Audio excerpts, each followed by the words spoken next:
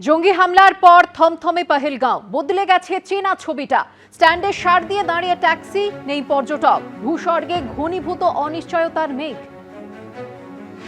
आपको यहाँ पर पहलगाम में जब आप एंट्री करेंगे तो जो सबसे पहले यहाँ पे जो टैक्सी स्टैंड है, अगर हम वहाँ की आपको तस्वीर दिखाएं तो जिस तरीके का बीते मंगलवार को हमला देखने को मिला, उसके बाद क्या हाल है इस वक्त पहलगाम घाटी का, तो देखिए यहाँ पर जो सभी टैक्सियाँ हैं, तकरीबन 600 टैक्सियाँ इस यूनियन में हैं और सभी की सभी टैक्सियाँ जो हैं वो इस वक्त यहाँ पर जो है वो खड़ी हुई हैं। और इसकी वजह यही है कि इस अटैक के बाद जो टूरिस्ट हैं उनका फ्लो जो है वो यहाँ पर बिल्कुल कम हो गया है। और अगर मैं पिछले साल यानी कि आम दिनों की बात करूं तो यहां का जो मंजर होता है कि यहां पर एक भी गाड़ी जो है वो देखने को नहीं मिलती है। सारी की साड़ियां जो है गाड़ियां जो है वो जो सैलानी हैं उनकी सेवाओं में वो जो है वो बुक करके आगे की ओर जो टूरिस्ट स्पॉट हैं, जो बेताब वैली हो गया या चंदनवाड़ी हो गया, उसको वहां तक जो है वो लेकर के जाते हैं। लेकिन आज जो है ये सारी गाड़ियां, कुछ टूरिस्ट ये टैक्सी वाले हैं, उनसे बात करेंगे। सर, ये सभी गाड़ियां यहां पर खड़ी हुई हैं, क्या क्यों, ऐसा क्यों?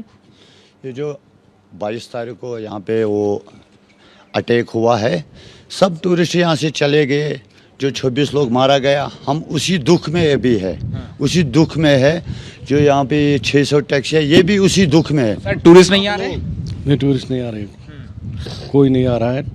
कल से 5-10 गाड़ियाँ आ रही हैं दिन में, तो बाकी बंद ही है सब। अभी आपके इस यूनियन में कितनी गाड़ियां हैं और कितनी गाड़ियां बुक हुई हैं? 600 गाड़ी है, 600 बैठी हुए, 600 की 600 यहीं पे खड़ी है। अच्छा, एक भी टूरिस्ट का नहीं आगे नहीं जा रही है अभी कोई। टूरिस्ट आ रहा है, अभी अलाउ नहीं कर रहा है।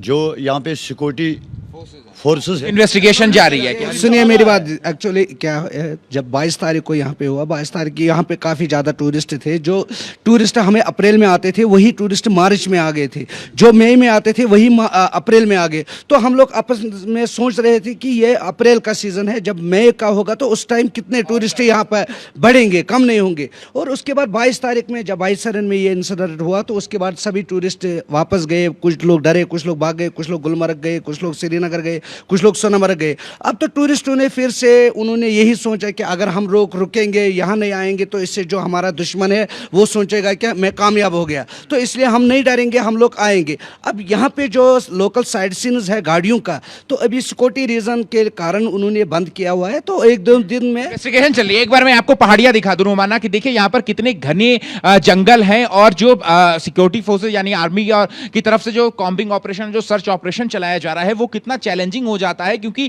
यहां पर आप देखिए कि यहां पर बड़े बड़े जो चीड़ के और देवदार के जो पेड़ हैं वो आपको दिखाई देंगे और इनकी जो संरचना यानी कि जो भौगोलिक स्थिति है इस इलाके की, वो कैसे कहीं ना कहीं मदद कर रही है उन आतंकियों को छिपने में। लेकिन हमारी जो आर्म फोर्सेस हैं वो भी टेक्निकल जो एडवांस तकनीक है उसकी मदद से जो है वो यहां पर जो कॉम्बिंग ऑपरेशन है वो चलाया जा रहा है। और कहीं ना कहीं ये जो पेड़ हैं वो मदद करते हैं उनको छुपने में, वहां हाइड आउट बना लेते हैं। लेकिन कॉम्बिंग और सर्च ऑपरेशन इस पूरे इलाके में यानी कि पहलगाम की इस पूरी घाटी में जो है वो लगातार जो है वो सिक्योरिटी फोर्सेस की तरफ से चलाया जा रहा है। और किसी भी आम नागरिक को अब बैसरन घाटी तक जाने की इजाजत जो है वो नहीं दी गई है।